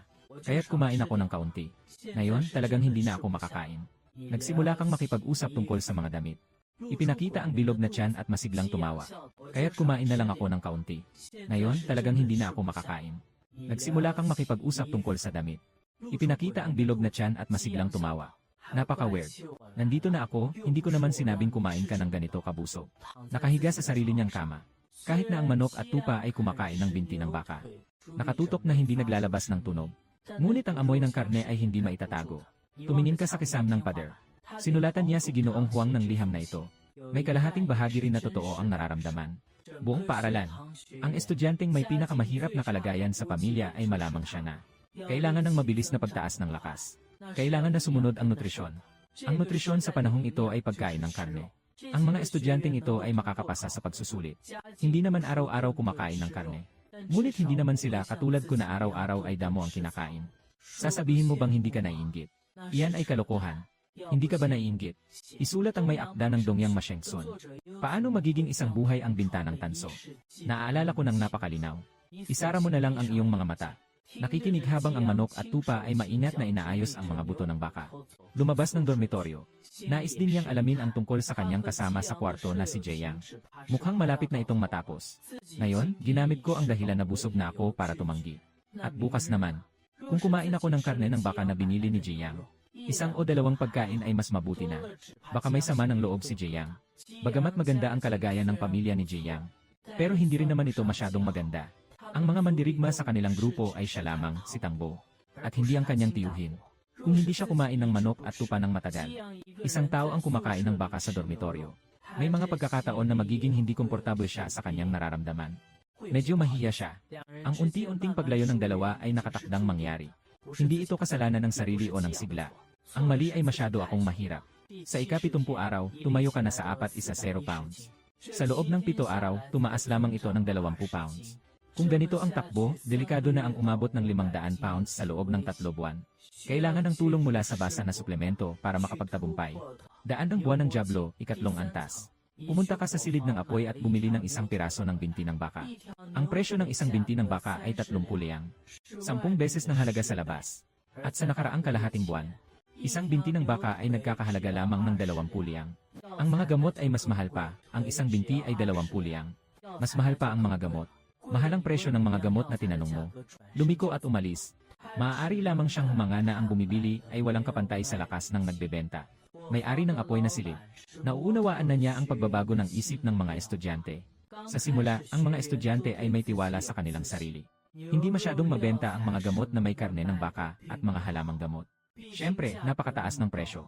Ngunit habang papalapit ang 3 buwang panahon ng enerhiya, yung mga estudyanteng hindi masyadong lumalaki ang lakas. Nagsimula na silang mag-alala. Kahit na mataas ang presyo, kailangan pa ring bumili. Parang isang baliw na mananaya. Alam na mataas ang interes pero naglakas loob pa ring mangutang. Dahil basta manalo ka ng 1 beses, makakabawi ka na. Ilagay mo ang binti ng baka sa kawali para pakuluan. Hindi na rin tinawag si Jieyang. Dahil hindi na bumalik sa dormitoryo ang mga manok at tupa. Nang nagsimula si Jieyang na kumain ng binti ng baka. 1 tao ang kumakain sa harap mo. Hindi masyadong komportable. Tumakbo papuntang dormitoryo ng Jia 8. Kumain kasama si Huang Chen mula sa silid 8 ni Jia. Sa gabi, babalik siya para magluto. Ayon sa sinabi ni Jieyang, ang ama ni Huang Chen ay isa ring guro ng martial arts. Maganda ang relasyon niya kay Tangbo. Ngunit nang makita ng mga manok at tupa na nagdadala ka ng tubig para kay Huang Chen, hindi na siya bumalik sa gabing iyon. Nang ilang beses kang bumisita para magdala ng tubig kay Huang Chen, nakatagpo ka kay Jieyang. Hindi siya pinansin ni Jieyang. Alam mo sa kaibuturan ng iyong puso. Naiisip ng mga manok at tupa na nakakahiya na mag-isa sa isang silid. Siyempre, napakaraming estudyante. Tanging siya lamang ang nag-iisa na gumagawa. Ito ay mga gawain para sa mga alipin. Ngunit hindi mo rin ito pinansin. Dahil matagal na niyang inaasahan ang resulta na ito. Hindi rin siya nagalit o nag-init ng ulo. Ganito ang pag-iisip sa mundong ito. Tulad ng mga makata noong sinaunang panahon. Kahit na nasa kahirapan, kailangan nilang umasa sa tulong ng iba para magkaroon ng makakain. Ayaw din niyang maging isang tagapamahala ng mga account. O kaya'y magtayo ng maliit na negosyo. Dahil ang kahirapan ay maituturing na isang kailaliman. Pero kung magnenegosyo ka o magtatrabaho para sa mga negosyo, iyan ay pagpapakababa sa sarili. Ang pagkakaiba sa pag-isip at pagkakaunawa ay walang kinalaman sa tao. Nakatayo ka na sa 400 at 40 pounds sa gabi ng ika-4 na araw ng 4 na binti ng baka. Wala pa ring nakalampas sa ikatlong antas ng Bull Demon Mirror. May 15 araw na lang bago ang pagsusuri. Wala ng pera para bumili ng binti ng baka. Yung mga tao ni Jezihaw, naibigay na ang buong bayad hanggang katapusan ng buwan. Maaaring muli silang tawagan. Hindi naman ito imposible. Hindi rin bobo ang mga yon na pinili. Kung sakaling hindi siya makapasa sa 3 buwang pagsusuri, ang perang ibinigay sa mga na-disqualify ay sayang lang. Kung walang pagsusuri, huwag kang mag-alala. Dahil kahit hindi siya kumain ng karne ng baka, araw-araw ang lakas ay tumataas ng 3 libra. Sa loob ng isang taon, maaari itong umabot ng 1,000 kilo. Ang mahalaga ay may pagsusulit sa paaralan. Hindi umabot ng 500 kilo. Ibig sabihin kailangan na niyang umalis dala ang balde. Resulta ng pag-alis na may dalang timba. Hindi siya makakapagtrabaho sa opisina. Hindi makuha ang Bull Demon Mirror. Pumunta sa huling 3 palapag. Kailangan bang hanapin si Liu Jiaoxi? Muli na namang gumamit ng pandaraya. Nasa ilalim ka ng lungkot. Ngunit agad niyang pinabulaanan ang batas na ito. Kung hindi siya nahuli ng mga guro, maaaring magawa niya ito sa tulong ng kapangyarihan ni General Huang. Ngunit alam ng mga guro iyon, wala siyang masyadong malalim na ugnayan kay Huang Zhongchang. Hindi na papayagan ng paaralan na mandaya ako. Si Huang Fu Huangzhong ay nagbibisikleta pauwi. Lumapit ang aliping humahawak ng kabayo. Habang naglalakad ang tagapamahala, iniulat niya ang mga nangyari. Siya ay wala sa Daking County sa loob ng 1 buwan. May mga mahalagang kaganapan sa bayan na nangyari sa loob ng 1 buwan. Matapos ang ulat, medyo nag-aalangan ang tagapamahala. Nakita ni Huang Zongtai ang pag-aalinlangan sa mukha ng tagapangalaga. Tanong kung may iba pang bagay. May bagong sulat mula kay Chuning mula sa paaralan ng lolo. Magdadalawang isip ang tagapangalaga. Ito ay dahil 1 buwan na ang nakalipas. Nagpadala ang tagapagsalita ng liham mula sa paaralan na nagsasabing, ito ay ipinadala ni Chuning. Kinuha ng Ginoo at tumingin, ngunit wala nang sumunod na usapan. Ibigay mo sa akin, tingnan ko. Habang nagsasalita si Huang Zongtai, pumasok siya sa loob. Agad na inabot ng tagapangalaga ang liham. Binuksan ni Huang Zongtai ang liham. Tumingin lang siya ng ilang beses. Tumigil siya sa kanyang mga hakbang. Mayroong emosyon sa kanyang mukha. Nakita ng tagapangalaga ang kanyang Panginoon na huminto sa paglalakad. May ilang kuryosidad kung ano ang nakasulat sa isip niya. Nakakapagpabago sa damdamin ng Ginoo. Ang batang ito ay may malaking determinasyon. Nakapagpahayag ng damdamin si Huang Zong. Hindi na siya pumunta sa silid tulugan, kundi lumingon siya at naglakad patungo sa silid aklatan. Sa ika-85 na araw, nakatayo ka na sa 470 pounds.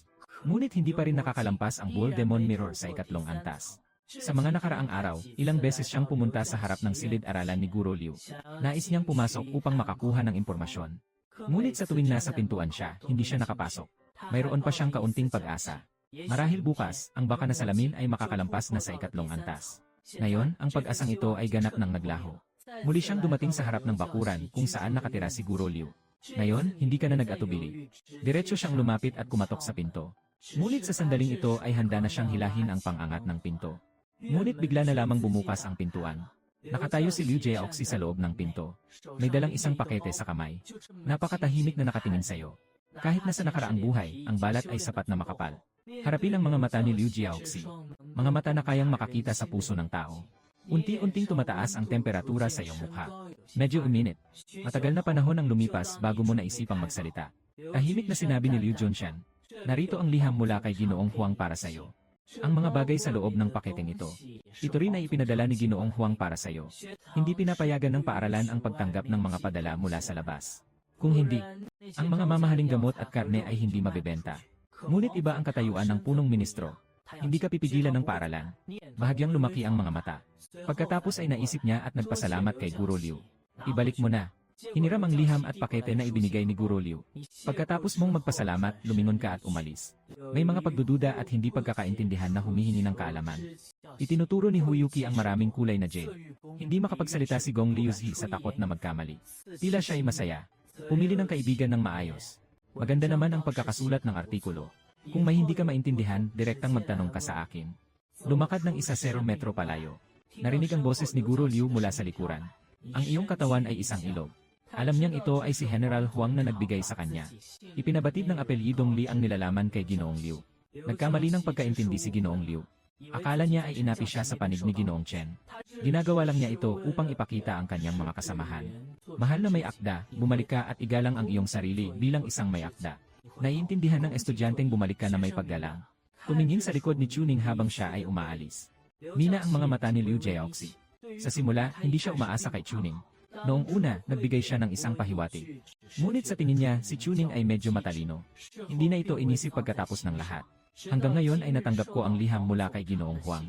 Nasa liham si Huang Zhongzhang. Ipinabatid sa kanya ang tungkol sa liham na isinulat ni Chuning. At nagdagdag pa.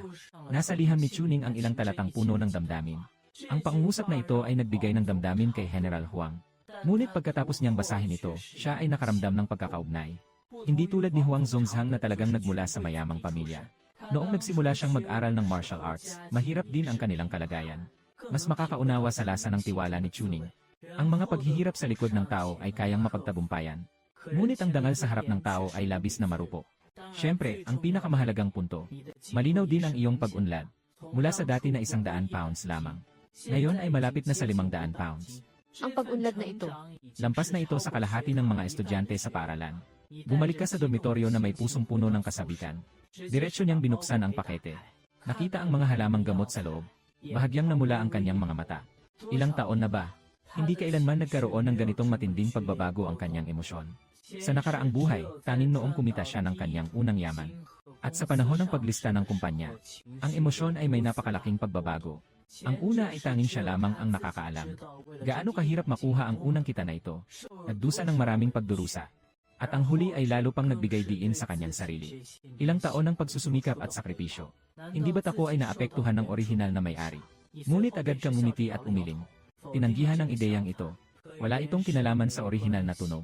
Ngunit siya mismo ang may malinaw na kaalaman tungkol dito. Kahit na siya ay may napakahabang buhay at kapangyarihan ng prutas ng immortalidad, hindi magiging masyadong masama ang hinaharap. Ngunit kung hindi siya makakapagpatuloy sa pag-aaral, magiging sayang ang mahabang panahon. Ang mahabang buhay ay hindi nangangahulugang maaari mong sayangin ang panahon. Ang buhay na mahaba ay hindi rin ba araw-araw na lumilipas? Kung ganon, bakit hindi na lang simula pa lang ay mabuting mamuhay? Kung nais mong mamuhay ng maayos, ang pagpasok sa gobyerno bilang opisyal ang pinaka-ideal na hakbang sa ngayon. Pinakamainam na daan, ang kanyang kaalaman tungkol sa mundong ito. Lahat ay nagmula sa orihinal na may-ari. Ngunit, ang orihinal na may-ari ay isang batang nakatira sa ilalim ng lipunan. Talaga bang nauunawaan mo ang mundong ito? Sa nakaraang buhay, ang impormasyon ay napaka-transparent sa panahon na yon. Hindi pa rin alam ng mga karaniwang tao. Mayroong 2 bilog sa mundo. Isang bilog na hindi kailanman mahahawakan ng isang ordinaryong tao sa buong buhay niya. Nasa bilog na yon, mayroon na katulad ng mga karaniwang tao. Ganap na magkaiba ang estilo ng pakikitungo sa mga tao sa loob ng bilog. Isang salu-salo lang ang makakapagpasya sa buong buhay ng isang ordinaryong tao. Ang pag-aari ng posisyon na hindi maabot kahit anong pagsisikap. Isang pangungusap lang ang makakapagpasya sa buhay at kamatayan ng isang kumpanya. Maaaring magdulot ito ng malaking kaguluhan. Nagdulot ito ng pagkawasak sa maraming tao. Ngunit isang salitang pagsuko ang maaaring tumanggap sa lahat ng ito. Ganito ang nangyari sa nakaraang buhay. At ano naman ang tungkol sa mundong ito? Bago ko maunawaan ang mga ito, ang pagpasok sa palasyo ang pinakamatatag. Dahil ito ay nangangahulugang naging bahagi ng kapangyarihan sa mundo ito. Isang panig ang nagbalik sa kanyang mga iniisip. Hawak mo ang isang bahagi ng mga gamot na dadalhin mo para pakuluan. Kasabay nito, binuksan niya ang liham mula kay General Huang. Ang liham na ito mula kay General Huang ay hindi mahaba. Ipinahayag niya na alam na niyang hindi makatarungan ang kanyang pag-aaral ng martial arts. Magpadala ng ilang gamot upang tulungan siya. Mas simple ang nilalaman. Mas lalo kang nagiging sigurado. Lalo pang lumapit ang relasyon ko kay Ginoong Huang. Dahil nabawasan ang mga pahayag na walang laman. Nabawasan ang mga magarbong salita. Hindi pa. Tanging sa mga taong tahimik at payapa lamang siya magsasalita ng ganito. Isang oras mamaya, nakapaghanda na ng mga halamang gamot.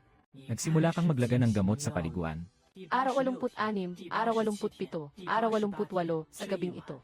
Naupo ka sa paliguan. Patuloy na pinapatakbo ang puso ng bovine demon mirror. Matagal nang hindi naramdaman ang mainit na agos mula sa dantian. Ngayon, hindi na lamang ito dumadaloy patungo sa tuktok ng ulo, kundi dahan-dahang dumaloy sa buong katawan. Ang iyong katawan ay nagsimula ring uminit. Ang temperatura ay lumampas pa sa temperatura ng gamot. At ang gamot ay sa orihinal na bilis na ilang beses na mas mabilis. Na-absorb ng mga pores ng iyong balat. Ito ay isang karanasang hindi mo pa naranasan dati. Nang ganito ang takbo sa loob ng 3 linggo. 3 linggong araw. Pumutok ang tunog na parang paputok sa iyong katawan. Natitirang likido sa paliguan. Lalo pang sumabog mula sa paliguan. 5 na balat. Dito na pumasok ang simbolo ng ikatlong antas ng baka demon mirror. Lumabas ka mula sa paliguan. Tumingin sa batong pangangat sa bakuran. Hindi siya tumigil sa 500 kilong batong haligi, kundi diretsong tumingin sa 550 kilong batong pangukit. Hawak ang 2 kamay, agad niyang itinaas ang batong iyon. 550 pounds sa huling 2 araw. Sa wakas, ang kanyang lakas ay lumampas na sa limitasyon na 500 libra. Ngunit ito ay hindi ang pinakamalaking nakamit. Ang pinakamalaking kita ay nang pumasok ang Bull Demon Mirror sa ikatlong antas. Hindi lang ito basta pagtaas ng lakas. Isang daloy ng init ang lumitaw sa kanyang katawan. Saan papunta ang agos ng init na ito? Anuman bahagi ng katawan ang lumakas ay doon lalakas ang kapangyarihan. Hindi nakakapagtaka na ang paaralan ay nangangailangan ng 500 pounds. Kaya makakapagpatuloy sa pagpasok. May liwanag na sa iyong isipan. Sa kasalukuyan, 3 buwan na. Sa paaralan, patuloy na nagsasanay ng Bull Demon Mirror. Makamit ang ikatlong antas. Kailangan lamang makalagpas sa ikatlong antas upang makapag-aral ng martial arts. Ang itinuro ni Ginoong Liu ay tiyak na tungkol sa martial arts. Puno na ang Marso. Ngumiti ang Dragon King habang bumabalik sa kanyang pwesto. Lahat ng mga estudyante ay sumailalim sa pagsusuri ayon sa pagkakasunod-sunod. Salita ni Guru Chen. Ginising ka mula sa iyong mga walang kabuluhang pag-isip. Tumingin sa nag-isang batong pedestal na nasa harapan ng hanay. Alam mo na tama ang hinala niya. Sa pagkakataong ito ng pagsusuri, walang sinuman ang makakapagdaya para makapwesto sa unahan ng pila. Ay peking sukat ng bahay. Madaling itinaas ng 7 tao ang batong pang-ibabaw. Susunod ay ang 2 estudyante mula sa bahay na may sukat na isa. May isang nabigo. Nakatayo sa gilid ang estudyanteng nabigo, puno ng pagkadismaya sa kanyang mukha. Nakaligtas na lang siya ng 2 hininga para magtabumpay. Guro, pakiusap, bigyan mo ako ng isa pang pagkakataon. Sige, sa pagkakataong ito tiyak na magtatabumpay ako. Pumasok ako sa paaralan para mag-aral ng martial arts para sa pamilya ko. Ibinenta na ang lahat ng lupa. Kung mabigo ako, wala akong mukha para harapin ang pamilya ko. Sinasabi ng estudyante. Maraming estudyante ang may damdaming 77 tungkol sa sitwasyon. Dahil sa kalagayan ng estudyanteng ito, hindi ba't ito rin ang kanilang sitwasyon? Sinasabi ng estudyante. Maraming estudyante ang may pag-aalala sa sitwasyon ng mga ito. Dahil sa sitwasyon ng estudyanteng ito, hindi ba't ganito rin ang kanilang sitwasyon? Hindi naman sinasabi na ibebenta ang lahat ng ari-arian sa bahay. Ngunit kahit papaano, nagastos na nila ang kalahati ng kanilang yaman. Suportahan silang mag-ensayo ng martial arts. Kung matanggal sila sa pagkakataong ito, talagang walang salita na makauwi sa mga magulang at kamag-anak. Maaari mong maunawaan ang mga estudyanteng ito, at mayroon ding mga magulang ng mga estudyanteng ito. Gumawa ng ganitong desisyon. Tulad ng mga estudyante sa kolehiyo noong dekada 80 at 90. Basta't makapasok ang anak sa kolehiyo. Iyon ay parang pagyuko sa tao. Kailangan din mangutang para makapag-aral ang anak sa kolehiyo. Pumasok sa kolehiyo. Nangangahulugan ito ng pag-alis mula sa mahirap na kanayunan. Nakarating sa lungsod. Mayroong isang matatag at marangal na trabaho. Sa dinastyang Layang. Mas malaki ang kapangyarihan ng mga opisyal kaysa sa mga sinaunang dinastya. Sa huli, isang bansa ito na nakasalalay sa lakas ng kamao. Kung ayaw mong sumunod, pipigilan ka. Kung hindi mo kayang supilin, kukunin ka na lang. Sa paaralan ng 6 na buwan, kahit na hindi ka tulad ng mga ganitong madaling kontrolin, mas mabuti ang mga oportunidad kaysa sa natutunan lamang sa loob ng 3 buwan. Sayang, walang anumang pagbabago sa mukha ni Guru Chen. Dahil sa ganitong mga eksena, nakita na nila ito ng napakaraming beses. Ipinagpag ni Guru Chen ang kanyang kamay. Kaya't may mga tao na lumapit upang hilahin ang estudyanteng iyon palayo. Nais kong bigyan niyo ang inyong mga sarili ng dignidad. Huwag hayaan na itapon kayo sa paaralan. Ipagpatuloy ang mga salita ni Guru Chen tungkol sa pagsusuri. Hayaan ang mga naroroon na hindi pa nasusuri. Pagsusuri ng psikolohiya ng mga estudyante. Susunod, Ang 2 kandidato na umakyat ay hindi pa rin nakapasa.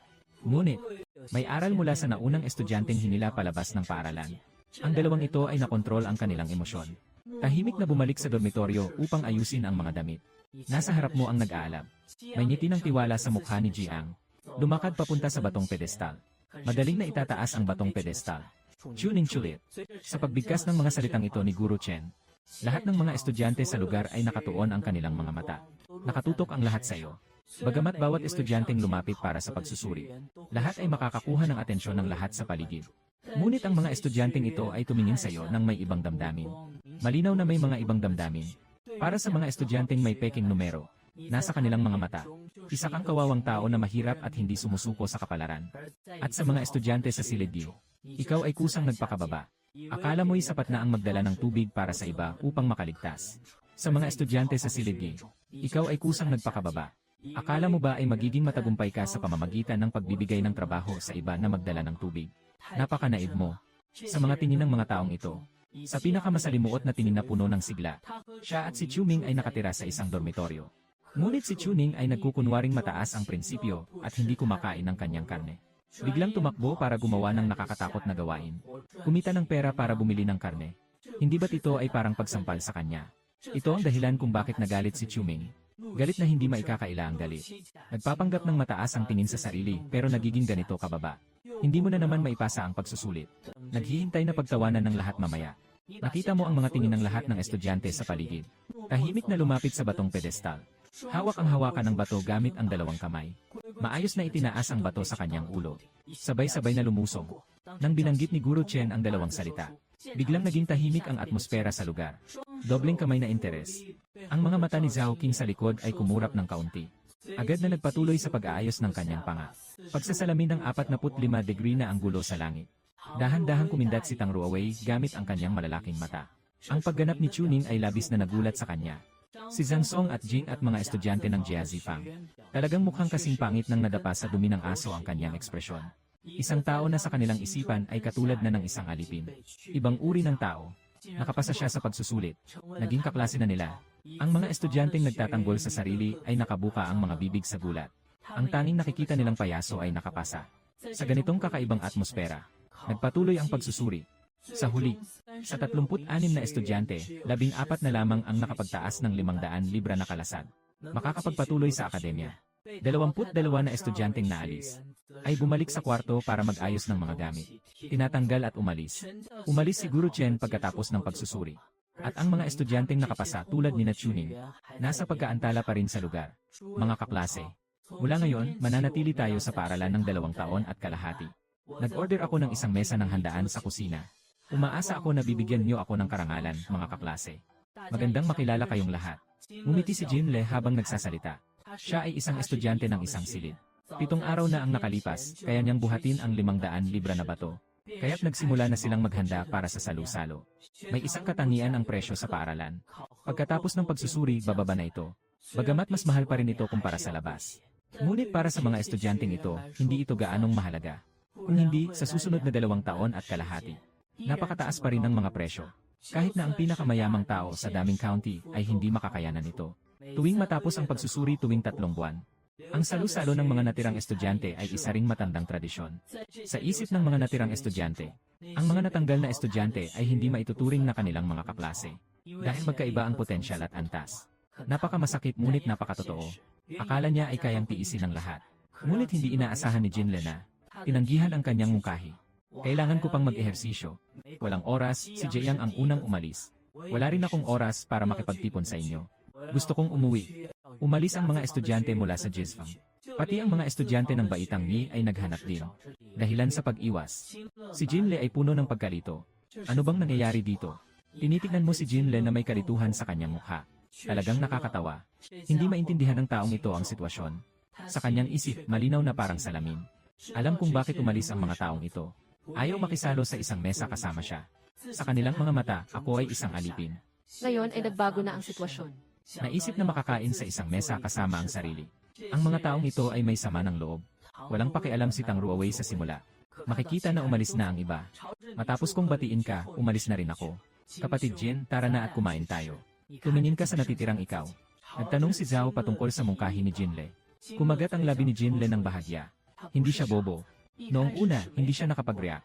Ngayon ay talagang nauunawaan ko kung bakit hindi na dumating ang lahat. Ngunit ang bayad para sa salu-salo ay naibayad na niya sa apoy. Hindi naman maganda na diretsong tanggihan ka. Kahit na may ilang tao na hindi komportable kay Chuning. Ngunit kung kaya ni Chuning na bumuhat ng 500 pounds, hindi na kailangan makipagkaibigan kung hindi naman ito mahalaga.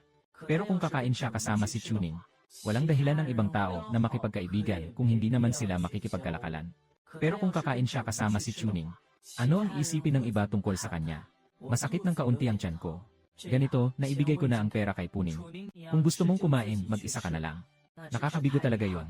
Huwag mag-alala. Hindi ko hahayaang masayang lang ang pera ni Jin. Tumingin ka sa likod ni Jin na umaalis. Si Jin Hyung ay talagang mabait na tao. Kinabukasan, maliwanag ang panahon. Ang araw ay sumisikat.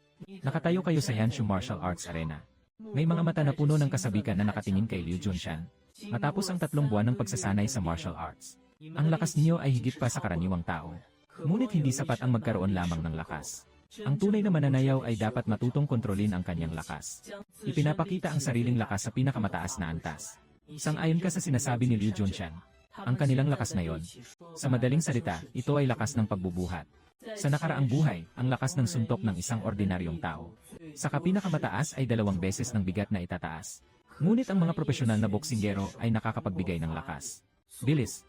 Pagsasanay sa pag-aayos ng lakas ng bawat kalamnan sa buong katawan. Maaaring maglabas ng 3 beses na lakas ng pagbubuhat. Simula ngayon, ituturo ko sa inyo ang Bovine Demon Fist. Panoorin niyo muna. Nang matapos ang kanyang sinabi, nakatayo si Liu Junshan ng tuwid. Sa sandaling ito, nagbago ang buong presensya ng tao. At habang siya ay umuusad sa kanyang kanang paa. Sa sandaling ito, kayo ay narito. Para bang nakita nila ang isang napakalaking hummingbird. Itinaas ang mga paa at tumakbo patungo sa kanila. May 2 estudyante. Nang walang isip, umatras siya ng ilang hakbang. Liu Junshan ay umikot ang balakang. Ngunit siya ay tumagilid. Agad na sumabog ang mahahabang braso. Ang braso ay naglabas ng tunog. Pumutok sa puso ng tao. Bang, walang nakapansin ang lahat. Kailan si Liu Junshan? Nasa 5 metro ang layo nito ngayon. Ang buong tuktok. Nahulog ito sa tabi ng Sinai na lugar sa ibabaw ng Tianjin na batong pundasyon. Mga piraso ng bato ay sumabog. Maraming estudyante ang natamaan ng mga piraso ng bato. Ngunit sa sandaling ito, hindi na nila alintana ang sakit. Nakatingin ng matindi sa batong halagang iyon. Humihinal na sila. Ang batong pedestal ay nabasag sa mahigit 10 piraso.